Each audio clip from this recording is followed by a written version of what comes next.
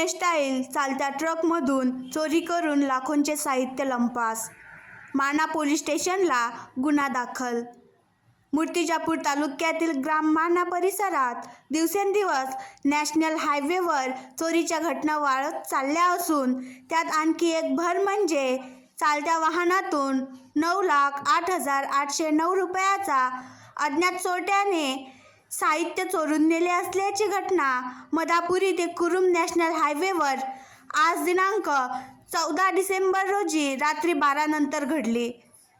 सविस्तर मिळालेल्या माहितीनुसार फिर्यादी गोपाळ राजाराम माहुरे वय 48 वर्ष राहणार रुक्मिणीनगर अमरावती यांनी दिलेल्या माना पोलीस स्टेशनला फिर्यादीनुसार फिर्यादीचे टाटा 710 कंटेनर क्रमांक UP16 ST 0577 क्रमांकाचे कंटेनर हे अमरावतीकडून मूर्तिजापूरकडे जात असताना मधापुरी ते कुरुमच्या मधात कोणीतरी अज्ञात चोरट्याने कंटेनरचे डिजिटल कुलूप तोडून फ्लिपकार्ट कंपनीचे 27 बॅग व 2 कॉटेज चोरट्याने चालत्या गाडीतून सिनेस्टाईल चोरून नेला.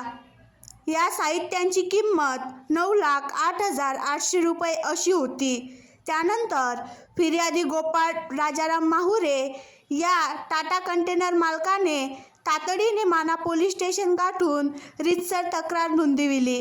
या तक्रारीवरून माना पोलिसांनी कलम 379, 461 भादवीनुसार अधिक तपास माना पोलीस स्टेशनचे ठाणेदार सूरज सुरोशे हे करीत आहेत.